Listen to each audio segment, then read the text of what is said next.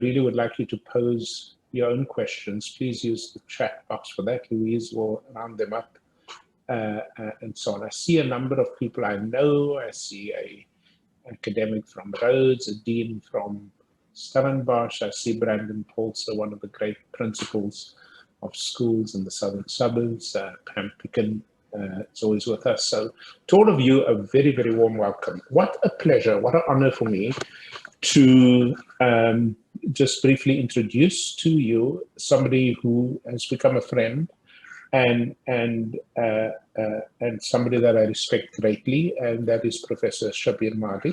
Shabir is an A-rated scientist. For those of you who don't know how universities work, that means he's part of a very small and elite group of scientists viewed by their peers around the world as being world-class, and he certainly is world-class in his discipline. There's so much in Shabir's CV, so I'm just going to mention 4 things. The one is rating. Secondly, that he was a former president of the World Society of Infectious Diseases, which is no small feat. And recently, actually, became the dean of the Faculty of Health Sciences at Wits University. And I don't know if it's still current, he will tell us, but he certainly was the chair, or might still be the chair, of the National Advisory Group on Immunization in South Africa. So you will see that there is no better person, in my view, in the country at the moment who can give us an authoritative account of the vaccine problem in South Africa. So what I did is, the past few days, I've called people in the fields of infectious diseases and vaccinology and the like, and I said, what is the one question you would ask Professor Madhi? And then I called, teachers, I called factory workers, I called ordinary people in our country, and I said, hey, I'm interviewing Professor Madhi. What is a question you would want to ask him if you were in my shoes? So, Shabir, the questions I'm going to pose to you, I'd like to pretend they're original, but they're actually questions that only South Africans pose. And I'm going to start with the first one, which is sort of a big question, and then I'll dig deeper as we go along. What is, in a nutshell, the status of the vaccine rollout in South Africa today? And if you could, in particular, refer to both the Pfizer vaccine and the J&J vaccine. Thanks, Jonathan, and thank you for this invite. So South Africa currently is one of 22 countries that is yet to start a rollout of a COVID-19 vaccine program for the general population. As you know, we started the rollout of the J&J vaccine. I think it's been for the past 6 weeks or so. But that is being done under auspices of phase 3B study, which means that we're wanting to gain better insight in terms of the effectiveness of the vaccine. And that initial rollout has been targeted to healthcare workers, correctly so, because healthcare workers are the group that is most susceptible to being infected, and they've been disproportionately affected both for infection as well as severe disease compared to other categories of employed people. But when it comes to the actual rollout of the vaccine, we're only going to start with the rollout of the vaccine program to the general populace, hopefully by the middle of May.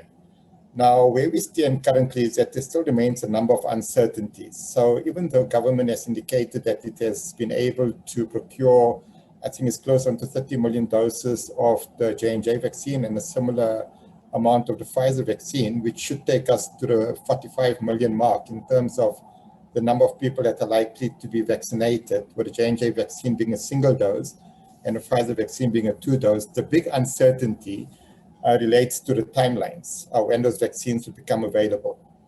What we can't afford to happen is what happened in 2009 with the swine flu pandemic, where the swine flu vaccine, in fact, addressing that pandemic, became available in a much shorter period of time, about 3 months after the virus was first identified. But that was because it was leveraging on existing technology of influenza virus vaccines.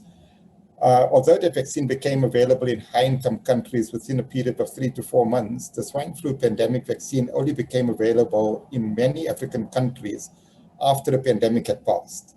And what we can't afford to happen is to allow for the vaccines only to become available when we're at the tail end of the pandemic, because it's going to have a nominal effect in terms of saving lives.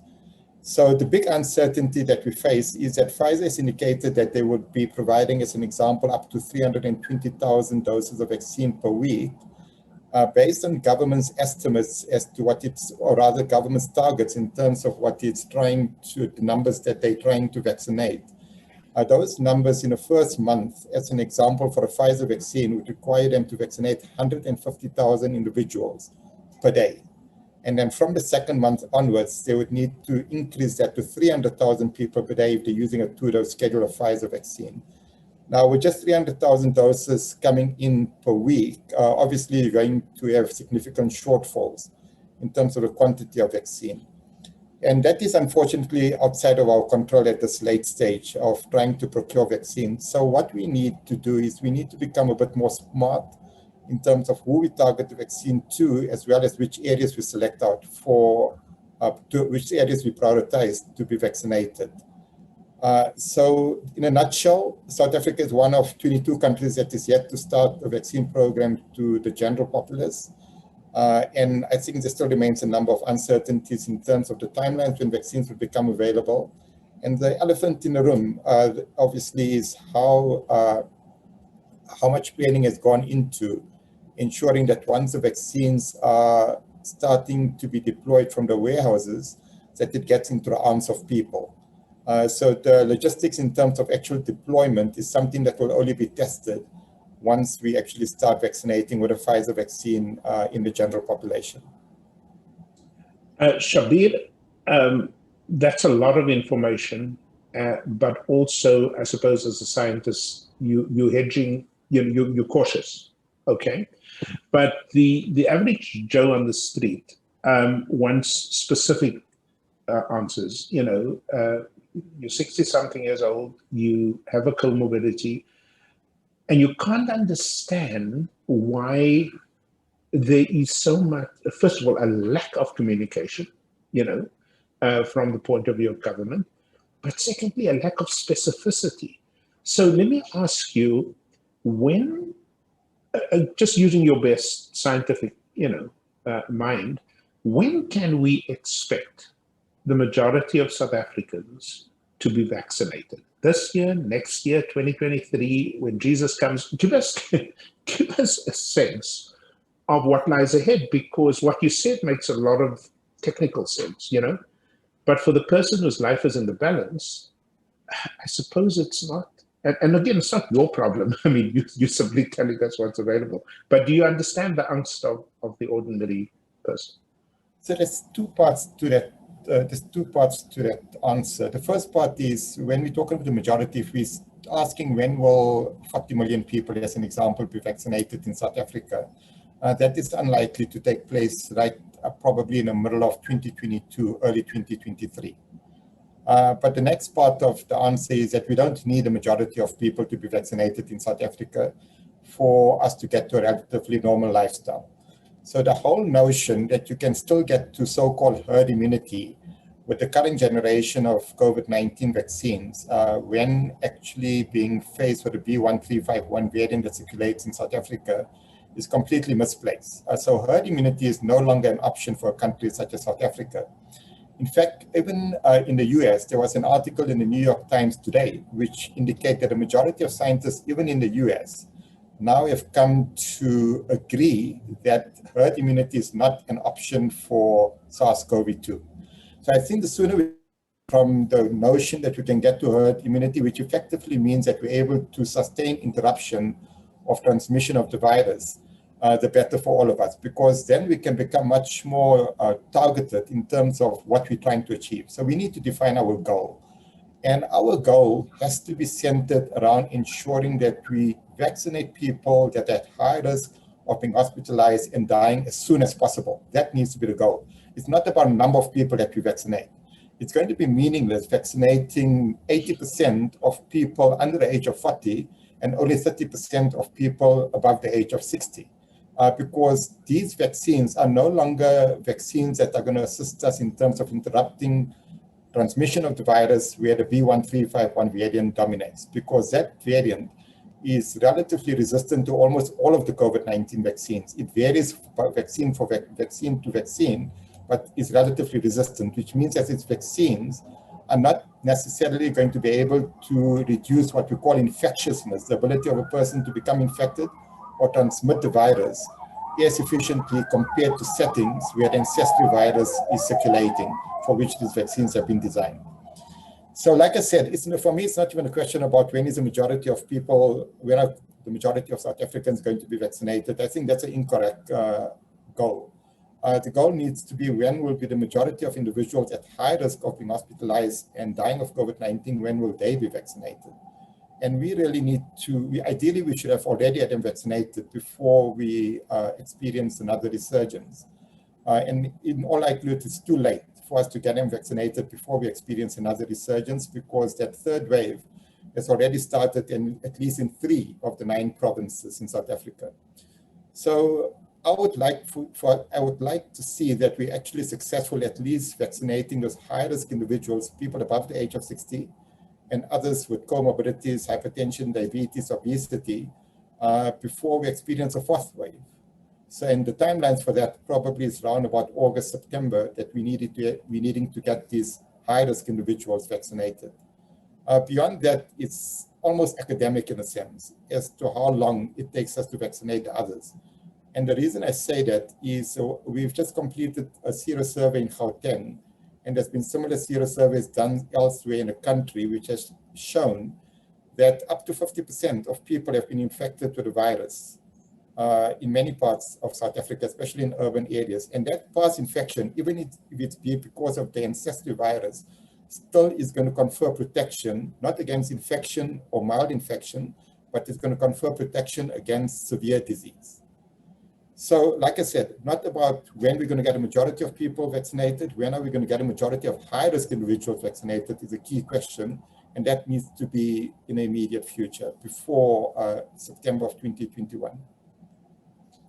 Okay, Shabir, I'm going to take advantage of our friendship and press you on a bit more specifically. I want you to imagine I'm your 80-year-old grandmother, and I call you one night into the, and I say, Shabir, my boy, when will I be vaccinated? Okay. In other words, I understand your point about the group and groups and all of that, target groups, but help an ordinary person just understand what they can reasonably expect. Because many of us have filled out, what do they call these things, these online registration, but registration is not vaccination. What would you tell your grandmother? I'll tell her not to hold her breath. Unfortunately.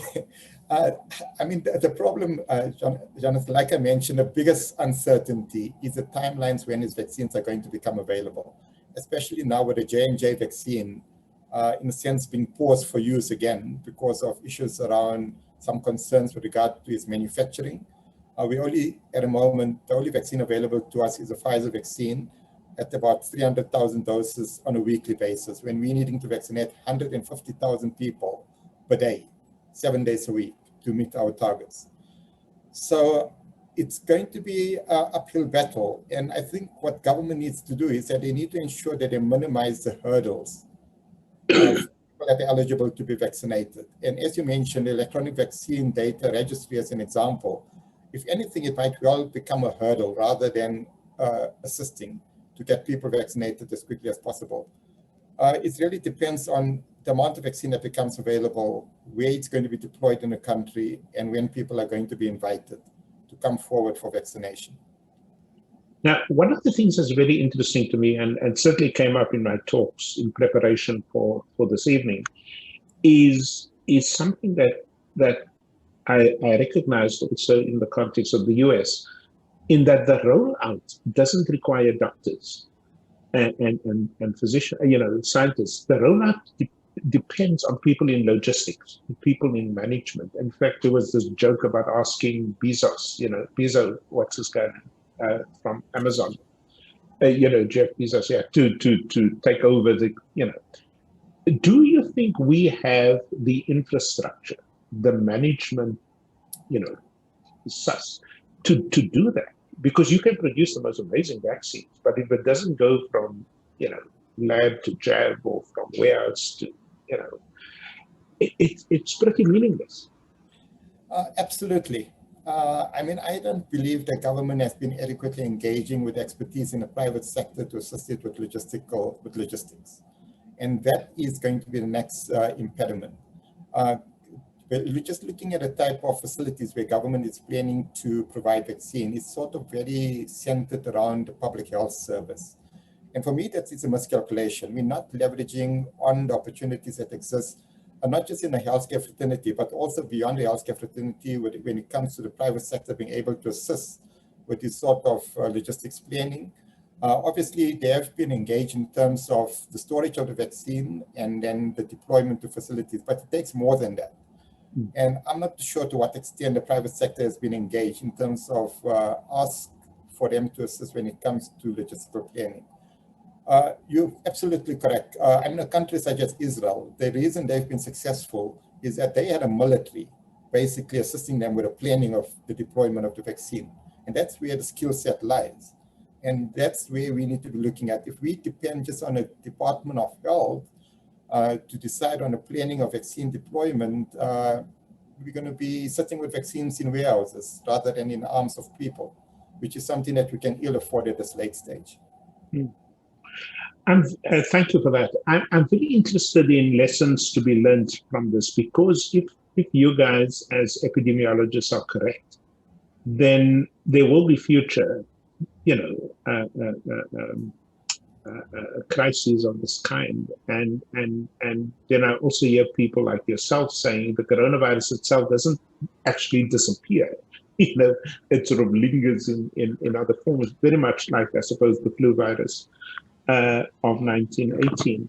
So what are the lessons to be learned? And I want to begin by asking you, what was your role in the AstraZeneca trials? And why were these, 1 million doses sent back to the Serum Institute in India? And we got refunded for the additional 500,000 doses that were not yet delivered. That sounded to me like a misstep that, that obviously cost us in terms of time. Your view on that, Shabir? Yeah, so obviously I need to declare I was the principal investigator for AstraZeneca vaccine trial in South Africa. I can't agree with you more. It was a complete, I think it's a huge miscalculation not to have used AstraZeneca vaccine. And the reason why Department of Health chose not to use it is because of the study which I led in South Africa, which basically showed that the vaccine didn't protect against mild to moderate infection due to the B1351 variant. That wasn't surprising because from the laboratory, we could already see that the B1351 variant was resistant to the antibody that was being induced, both by past infection with ancestry virus as well as with this vaccine. So it didn't come as a surprise. But I don't think that people truly appreciated that when it comes to protecting against severe disease, it's a very different calculus to it. And there's animal model data, which strongly support that even in the presence of very limited antibody activity, these challenge studies indicate that animals are still protected against severe disease. And that's because of what's referred to as T-cell immunity, which is another arm of the immune system, which is less affected with the variants firstly, and which is relatively preserved even with the variants, but which is probably more important in protecting against severe disease. The World Health, and it wasn't just me saying this, this is the consensus of the scientific advisory group of experts that inform immunization at the World Health Organization. They also came to the conclusion that even in countries where the B1351 variant was circulating, those countries should still continue using the AstraZeneca vaccine, more so if they didn't have any other options. South Africa's government then decided to sell this vaccine onwards to the AU. And paradoxically, the African Union then deployed the vaccine to other Southern African countries where the same variant circulates, which makes absolutely no sense. So it speaks to the ethics of us first selling the vaccine onwards to the AU, knowing that the AU are going to deploy it to other African countries where the B1351 variant was circulating to use in those countries because they didn't have other options available in terms of accessing vaccine. We also came short in that we had an opportunity to at least get our vaccine program kickstarted. And we would have been able to learn from the deployment of even that 1 million or 1.5 million doses as to what the hurdles would be in terms of scaling up vaccination. I'm not saying that's the reason why we should have used a vaccine, because I still believe that a vaccine, it wouldn't have protected against mild infection. And in fact, I don't even think the J&J vaccine, for that matter, protects against mild infection, but a vaccine very likely would have protected against severe disease, which, like I said, with the B1351 variant is really the focus of immunization. It's not about getting to herd immunity, it's about protecting against severe disease. So I think it was missed opportunities, a miscalculation, and day by day, there's gathering data which indicates that this vaccine very likely would still have protected against severe disease, even with a B1351 variant. Even in India right now, there was an interesting report yesterday indicates that with a variant that's currently circulating in India, the B1617 variant, which shares some mutations that makes the vaccine relatively resistant to the antibody that's induced by the vaccine, that makes the virus relatively resistant to the antibody that's induced by the vaccine in healthcare workers, despite them getting infected at a high rate. There's very few cases of severe disease. And these healthcare workers have been vaccinated with the AstraZeneca vaccine. So we're getting real life experience that this vaccine probably is going to protect against severe disease, even if it doesn't protect against mild infection. And again, to emphasize, this is not going to be unique to the AstraZeneca vaccine. It might be more accentuated for AstraZeneca vaccine, but all of the first generation COVID-19 vaccines are going to not have 90 and 95% efficacy against mild infection when you have a B1351 variant dominating. At best, that's going to be around about 50%. And for some vaccines, such as the AstraZeneca vaccine, unfortunately, there won't be any efficacy for mild infection. Okay. Let me go to another potential misstep, and you will of course tell me if I got this wrong. Again, for the average person, in the street, it doesn't make sense in the case of the J&J vaccine to halt, the vaccination because of 6 blood clots out of almost 7 million, I'm told, cases. What was your view on that? Because again, just from the point of view of human lives, each of these potential missteps, puts you back a little bit in terms of getting, people vaccinated. What was your view on that decision? Right. So it sort of differs by country and by setting and under what context the vaccine is being used. So in a country such as the United States, where they initially did a pause, that country is spoiled for choice in terms of having access to other vaccines. They got access to the Moderna vaccine and Pfizer vaccine. So they can sort of absorb that leg in terms of the use of the J&J vaccine because they got other options available to them. And they're wanting to interrogate the safety issues. But as you mentioned, the frequency of this side effect was 1 in a million for the J&J vaccine. For the AstraZeneca vaccine, it's about 4 to 5 in a million. So in that context, I think the regulatory authorities were being perhaps overcautious, but they were wanting to also gain public confidence that when there is a signal, we're going to act on it and we're going to interrogate it adequately before we allow the ongoing use of the vaccine. In South Africa, the reason for a pause was driven partly because of the decision in the United States, but also because the vaccine was being used as part of a clinical trial. And when used in a clinical trial, there's sort of a much higher bar that's set in terms of what you need to do to inform participants of the risk-benefit ratio in terms of with relation to participating in the study. So the ethics committees, as well as SAPRA, obviously asked for a pause, and they were wanting the investigators to revise the informed consent form, etc., before they would allow them to continue use of the vaccine. And the South African investigators were also constrained in that J&J probably requested, as the sponsor of the study, requested them to pause the study. So, like I said, not a straightforward answer, but let's forget about all of that. Now, let's say that we started to roll out the J&J vaccine tomorrow in South Africa. And we have the same event or a different event, they reported at a similar sort of frequency in the United States.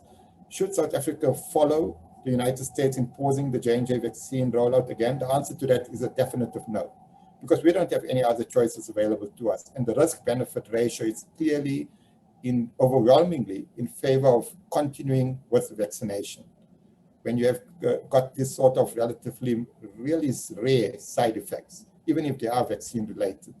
It's all about communication as well. I think we need to understand that any vaccine, not just the COVID vaccines, all vaccines have got some risk. Even polio vaccine as an example, something that we still use, the oral polio vaccine in South Africa, there's a similar sort of risk of developing paralysis from the use of polio vaccine in children, close into a 1 in a million risk as well, but we still continue using the vaccine. So it's really about the risk-benefit calculus, but it's also about communication in terms of what people can expect. And I think people need to accept that at the end of the day, there are going to be side effects to these vaccines, but the side effects are going to be extremely rare. And the number of lives that are going to be saved per individual that develops a side effect is going to be huge. So again, for me, the COVID-19 vaccines is the only option that we've got for a sustainable manner in which we can protect individuals from developing severe disease and get back to a relatively normal lifestyle. Thank you for that. I'd like to just turn our attention to a heartbreaking, event in the world right now, and that is the devastation in India. And quite a few commentators, not necessarily scientists, make the point that India might be, for us in South Africa, a cautionary tale. That is to say, early complacency, and also a sense that maybe we won't be affected, the way, for example, other countries in Europe or the USA were affected. I went for a checkup, and my doctor says to me, in places like Khayelitsha, we didn't have the devastation because there appears to have been earlier exposure to one or other coronavirus and so on and so forth. So again, I'd be really, really curious to know from you whether we might have, you referred to that a little bit earlier, but whether we might have a devastation that we're not yet fully aware of as we begin to relax the controls, on gatherings and all of that stuff. What do you think? Yeah, so Jonathan, I think the first thing we just need to put into place, context in terms of how we've performed in South Africa when it comes to death from COVID-19. Yeah. And the raw numbers doesn't assist much because you obviously got different population sizes, etc., and you've got under-reporting, under-detection. When using the South African Medical Research Council excess mortality data, even assuming if only 70% of the excess mortality is actually due to COVID, when all indications are it's probably 95% rather than 70%, South Africa would have the 11th highest death rate from COVID-19 globally. 11th highest globally. If you assume all of the excess mortality is due to COVID-19, we're the country with the 4th highest mortality per 100,000 of the population. So South Africa has not been spared from COVID-19. The figure of 55,000 people having died of COVID-19 is a complete underestimate. That figure is closer to 150,000, and that puts us amongst the top 5 countries with the highest number of people that have died of COVID-19. So it's come at a cost. The point that you make about Khayelitsha is a really interesting point, and that's what I was alluding to earlier, both for past infection as well as the COVID-19 vaccines. In the Western Cape, Khayelitsha was the district that was most affected, in the Cape Metro, the district that was most affected during the course of the first wave. With the second wave, they actually reported the lowest mortality rate compared to all of the other districts. And the reason for that is that in the first wave, probably north of 40% of people in Khayelitsha were actually infected with the virus. And that came at a cost during the course of the first wave, when they had the highest mortality rate of all of the districts. But in the second wave, that first force of infection actually conferred protection against severe disease during the second wave. And consequently, they had a lower mortality rate in the second wave. So what's happening in India is a complete disaster. And part of it, as you correctly point out, is because they were claiming false victories at a number of times since the start of the epidemic, claiming about how successful they've been in containing the spread of the virus. And unfortunately, that has come back because it allowed for complacency to set in. And also, the government probably allowed politics to trump the scientific agenda, in that they allowed electioneering to continue. They allowed these huge religious festivals to continue. They allowed other types of festivals to continue. And those sort of mass gatherings is exactly what the virus requires to start spreading rapidly. But also, once the virus starts spreading rapidly and faced with a large percentage of the population already having been infected with the virus, for the virus to continue surviving, it needs to mutate. It needs to evade the immune responses that's already been induced against it. And what happened in South Africa with the B1351 variant is exactly what's happening in India right now with the B1617 variant, in that when a large percentage of the population have been naturally infected and you allow ongoing circulation of the virus mutates to evade that immunity that's building up at a population level, and consequently it ends up being either more transmissible and become more evasive, especially to the antibody that is induced by these vaccines. India as a country, when we talk of 360,000 new cases per day, we need to put that into context of the number of people that are being tested. In India right now, per capita, the number of tests that has been completed is about 200 per 1,000 of the population. That is 6 times less than the number of people that have been tested in a country such as the United States, at 1,200 per 1,000 of the population. In South Africa, we're sitting just below India. So both South Africa and India are completely underestimating the number of people that have actually been infected with the virus. And the mortality, unfortunately, in a country such as India, where we see the scenes where people are dying in the corridors and at home because they can't access something as basic as supplemental oxygen, those deaths are being completely undercounted when just looking at the recorded number of COVID-19 deaths. So right now, we're not looking at 360,000 new cases per day in India. We're probably looking at anything between 5 to 10 times more per day. And the same thing goes for the number of people that have died. Not very dissimilar to what we experience in South Africa. We've just completed the sero survey in Gauteng. As of 9th of June, as an example, 9th of January, that is 2021, when we completed the sero survey, the estimate for Gauteng was that probably anything between 3 to 6 million people were actually infected with the virus just in Gauteng. Sure, that's serious stuff. I want to just talk to you about perhaps some of the social science dimensions of a very real biomedical problem. I do these silly surveys, completely unscientific, on my Twitter account, And this morning I asked whatever the 100,000 odd people are on the account, what grade do you give our government for the management of the vaccine rollout? And I gave sort of two, A and a B on the one side of the graph, and an F and a G on the other side. And I think about 97% of people hovered between an F and a G. People in your field, in the health sciences, Shabir, often say to us that the biggest thing you could lose in a crisis, a health crisis, is the public trust. How do we rebuild the public trust, both in science, but also in scientists, and also within your government?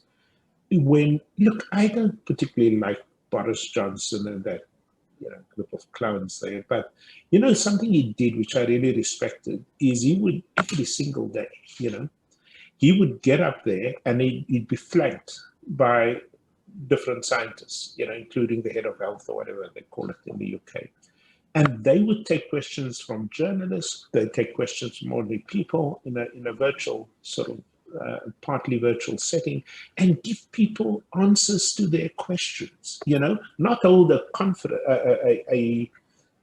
our president does, and then you go home. How does one, it doesn't make any sense to me. We've got some of the smartest scientists. I mean, you and many others I could mention are world-class people. why isn't there, on an almost daily basis, a communication with the public that says, we don't have all the answers. Science is not infallible. But you know what? This is what we know for now. This is what you can expect tomorrow and so on. The question is one of public trust in the health system. How do we regain that? Well, there's public trust from a scientific, in terms of the scientific community, and it's public trust about what government does and says. So obviously two different issues. I think, I would like to believe that most of the public are confident in the scientists. Because I think the scientists have been very much at the fore in terms of informing the public as to what's happening. And unfortunately, at times they've gotten it wrong, including myself. As an example, at the early stage, I was suggesting that face masks were going to have a very nominal role. But I would like to believe that the public has got some level of confidence in the scientists because they have been pretty much at the forefront when it comes to research and trying to inform government policy.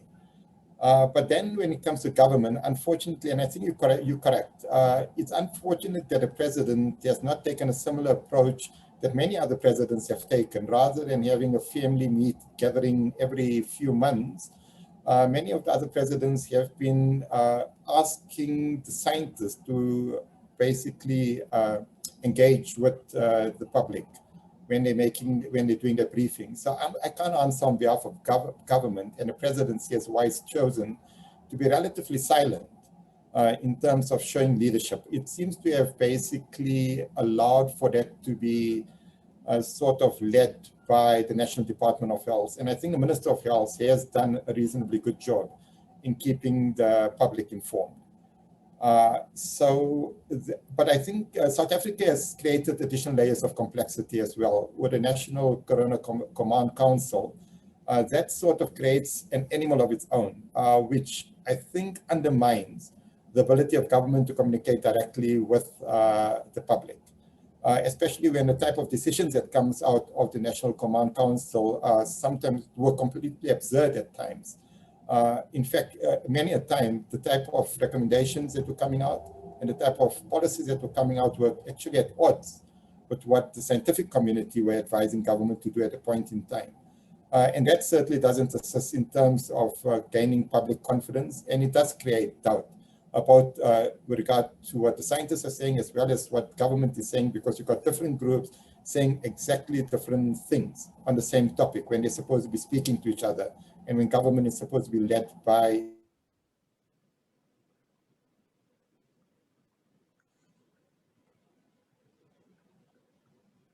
Have we lost Professor Madhi?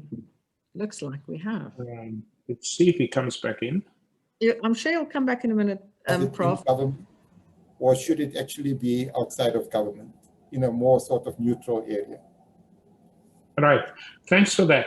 Just very specific questions from as I said, the people I talked to.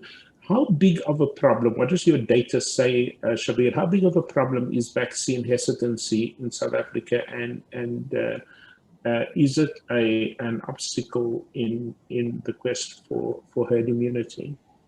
Well, like I said, herd immunity is not an option, so it wouldn't be an obstacle in getting to herd immunity because that's not on the table any longer. Fortunately, we have seen improvement in terms of vaccine confidence. At one stage, I think the polls were indicating that just over 50% of people were willing to be vaccinated.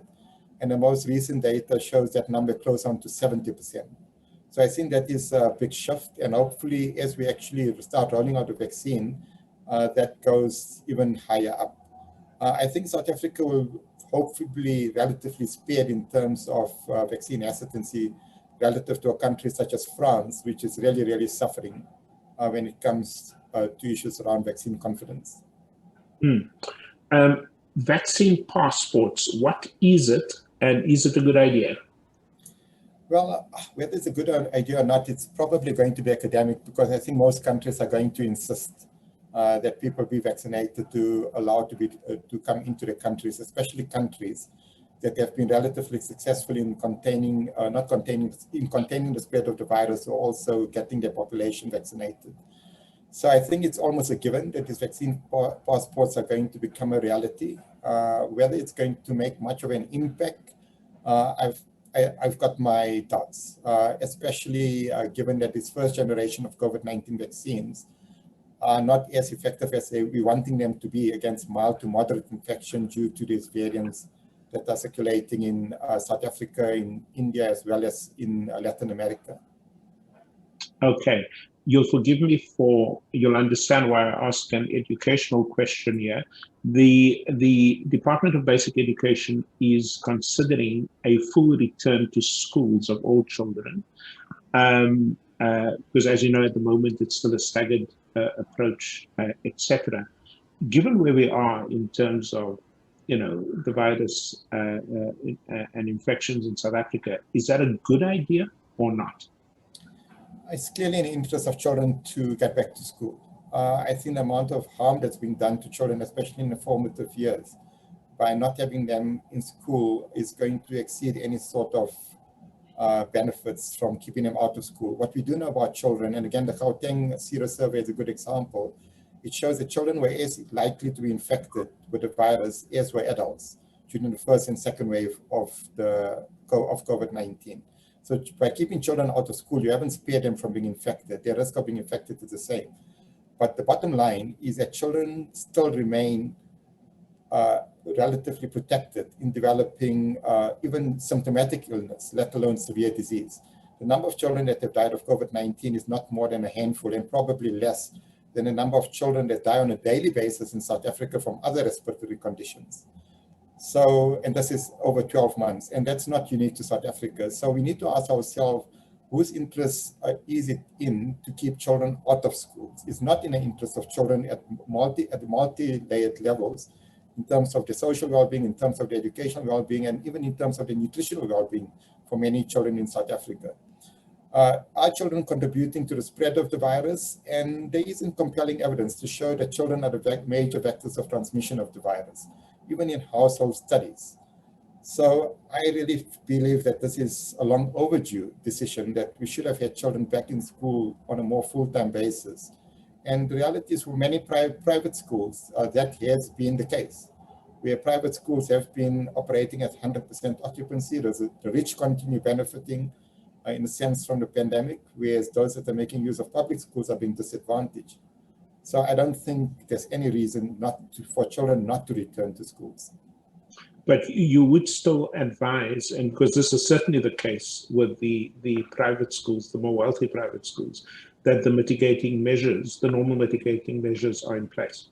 The single most important mitigating measure, is not hand hygiene. The single most is ensuring adequate ventilation. And it might be uncomfortable in winter for those windows to be open, but if you want to create a safe environment in school, those windows need to be open. There needs to be good ventilation. And ideally, obviously, we can't have children sitting on top of each other. So I'm not saying that we need to have 4 children around a single desk.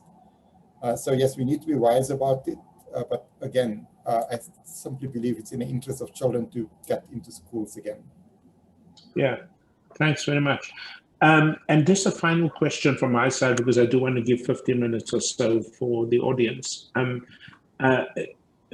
Would you make the same argument with universities? As you know, around the world, universities are struggling to reopen, particularly because our young people, I mean, we all were undergraduates, I suppose, gathering and having parties and causing havoc as far as spread is concerned. There are some universities I know of that will only take students back provided they're fully vaccinated, for example. There's, as you know, particularly in the US, which I know well, all kinds of problems with potential lawsuits and that kind of thing. What is your reasoning around the return of university students? Should they do hybrid? Does that help in terms of infection control? Your thoughts? Well, I think firstly, I think as a society, we need to recalibrate our thinking of COVID-19, and that needs to inform our decision-making moving forward. Again, I've been at pains to emphasize that it's not about people not getting infected, because those infections have already taken place and will continue. It's about ensuring that people don't end up in hospital and die from COVID-19. When it comes to university students, they're probably much more reckless than the average student that's going to a primary school in terms of their behavior.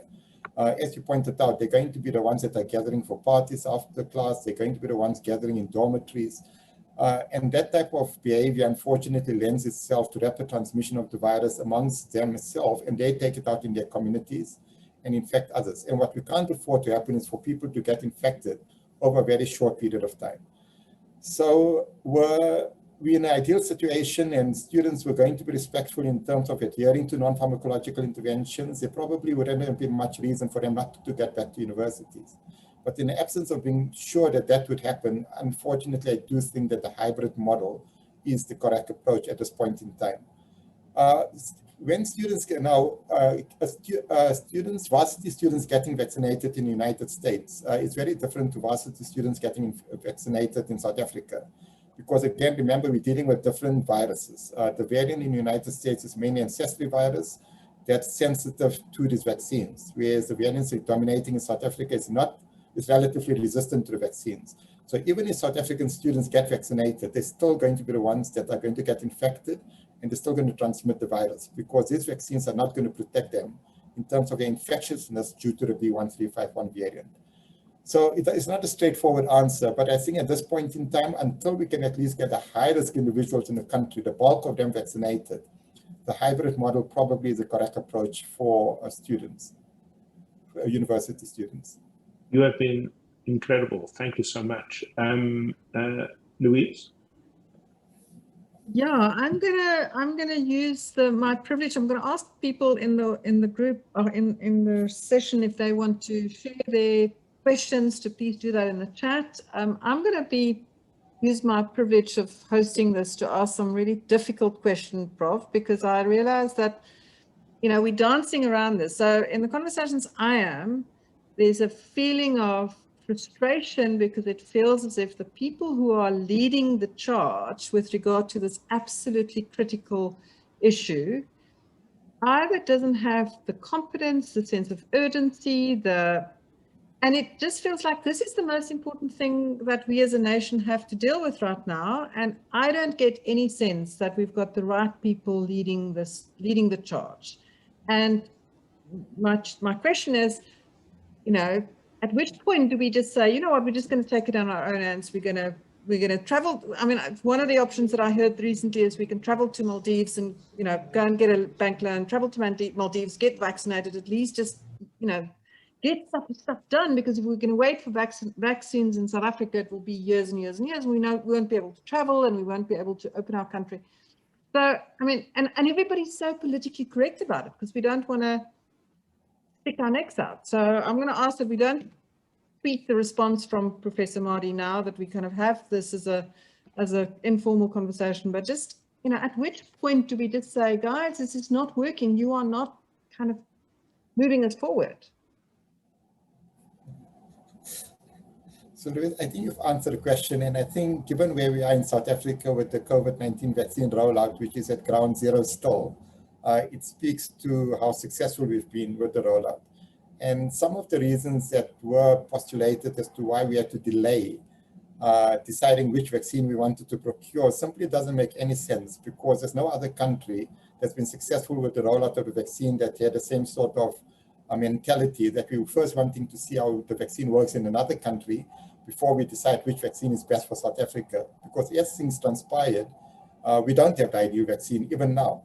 So we're still forced into a situation that we're needing to choose from vaccines that we know will fall short. But look, at the bottom line is that if you've got an opportunity to travel and get vaccinated, do so. Because there's too much uncertainty in terms of when people are going to get vaccinated in South Africa. And I'm really hoping that once we start the vaccine program in the middle of May, that the supply from Pfizer continues on a regular basis, that they can actually increase the amount that they can provide on a weekly basis, and that the J&J vaccine comes on board as a matter of urgency. And it's all about timelines. So it's not a direct question, but I don't think I'm the person that's able to answer as to why we are where we are. So now it would also, so someone said, Lizelle Jacobs asked, are you vaccinated? Have you been vaccinated, Prof? I have been vaccinated. Absolutely. Thank you. Delighted to hear that. So, you know, in education, what happened when we got to a point where we said, you know what, actually, we can't just sit back. Citizens now have to get involved. At least we were able to get involved.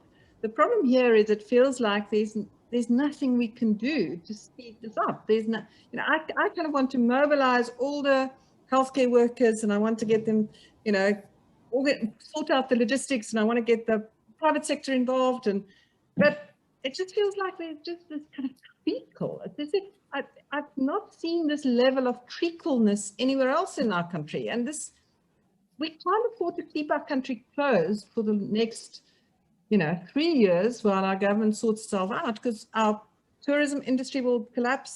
There's so much at stake here. So, I mean, is there anything, can you think of something that we can do to unlock the stuckness or not? I don't believe the public can. I don't believe the public is hopeless, and that sense of hopelessness is concerning, because we're only where we are right now. We would have been much worse off had on the 4th or 5th of January a group of scientists not come out publicly and then blasted government for its lack of engaging with companies in bilaterals.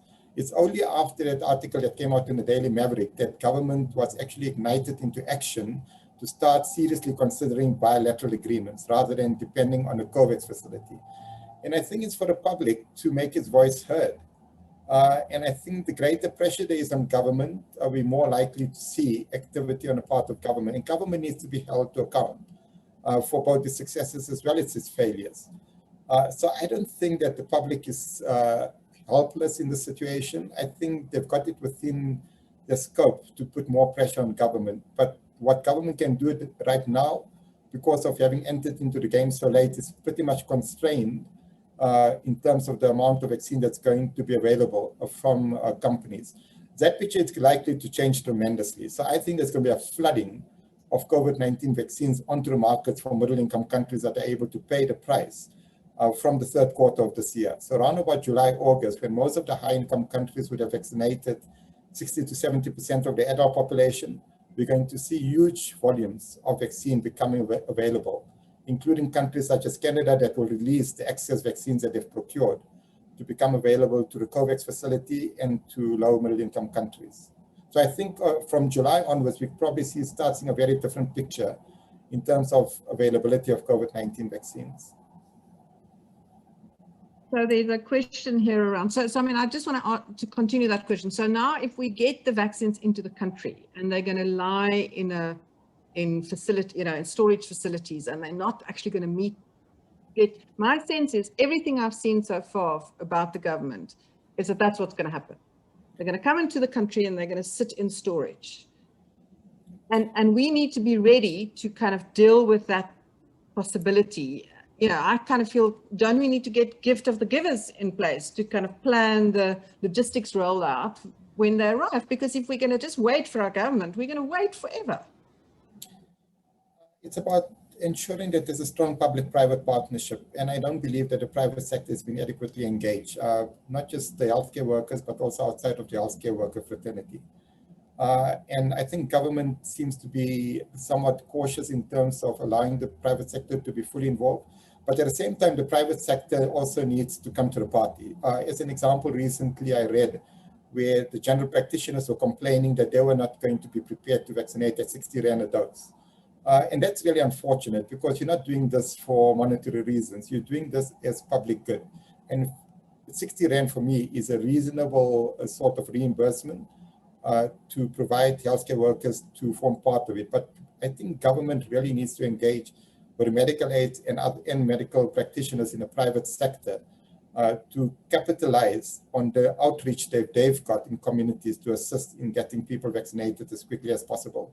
But that itself requires planning, because it requires how are those vaccines going to be deployed to those GPs, to those pharmacies, to including the small pharmacies and not just the large pharmacies. So that feels like that's the role that the private sector has to play, is we have to start to, you know, ask for the plans. We need to demand that we can see how that's going to happen, because it just doesn't feel like there's any chance. But now there's someone who says, what's your view on whether the vaccination of employees should be made compulsory? But I mean, how can we make it compulsory when it's not possible to vaccinate people? Yeah, Because we don't have the vaccine. Yeah, I agree with you. And I think the other dimension to it is what I was alluding to before, is that unfortunately these first generation COVID-19 vaccines are not going to be the vaccines that interrupts transmission of the virus, especially in a country such as South Africa where a B1351 variant dominates. So if we still were dealing with an ancestral virus and there was a possibility of being able to eliminate the virus by getting 60–70% of the population vaccinated, then I would say, yes, we should make it compulsory for people to be vaccinated. But unfortunately, that ship has sailed some time ago, and we're no longer in that situation. So unless there's another generation of vaccines that are much more effective in protecting against infectiousness due to the variants that are currently of concern, right now, in fact, there's very little reason for it to be mandatory for people to be vaccinated in the workspace. So we've come to the end of the call. It just feels to me, Professor Jansen, that this is such a, I'm sorry that only 28 people showed up today, because many more people need to be in this conversation. But I just want to say from our side, thank you very much for both of you for being in this conversation. I feel much more kind of informed and much more ready to play my role as a citizen, active citizen in this conversation. I am going to mobilize a group of people right now to do what they can do, Prof Madhi, because we cannot sit back and wait, continue to watch the ineptitude and not do something about it. So Prof Jansen, I don't know whether you wanted to have a closing word, or Prof Madhi, closing word? Just before perhaps asking Professor Madhi for a closing word, I just want to say, knowledge is power, and this has been incredibly important. The questions were fantastic, and even with this relatively small group, I know a lot of people on this chat that have enormous influence, over schools, over faculties, over communities. And I think what Shabir shared with us is precisely the kind of information that can help us to both plan and prepare for what's coming, but also, as you say, Louise, to get those of us who are activists, to make the case for greater transparency, for greater speed, for greater, for communication. And I think that is what we can do for many more people post this event. Shabir, is there a word of hope from you? No, like I said, I think unless the virus continues misbehaving, I think we're in a relatively good space in South Africa, in that large percentage, unfortunately, have been infected. Unfortunately, there's been a huge loss of life. But at the same time, that high force of past infection puts us in a good space moving forward, provided the virus doesn't do something unusual again. And at the end of the day, I think we just need to start developing some level of comfort that COVID-19 is going to be with us for the rest of our lifetimes. And there's no getting away from that. It's about how we protect people and make COVID-19 no worse than seasonal influenza, which each year kills 10,000 to 11,000 people in South Africa also, despite us having vaccines for seasonal influenza. And that is sort of the immediate scenario that we need to be reaching out. And the way to do that is to ensure that high-risk individuals are vaccinated as quickly as possible. Thank you. Thank you so much. And thank you, Louise, for putting this together. Thank you. No, there's lots of thank yous coming into the chat. Lizelle Jacob said this discussion will be taken further in my critical health psych class. So I'm hoping that's going to lead to some activism. I'm definitely, my activism will now has been kind of activated. So thank you very much, Prof Madhi. We do want to acknowledge you for your leadership and your kind of behind the scenes, a lot of it behind the scenes, a lot of it in front of this in the spotlight. We recognize that you must be absolutely exhausted, and we just want to acknowledge and thank you for your leadership.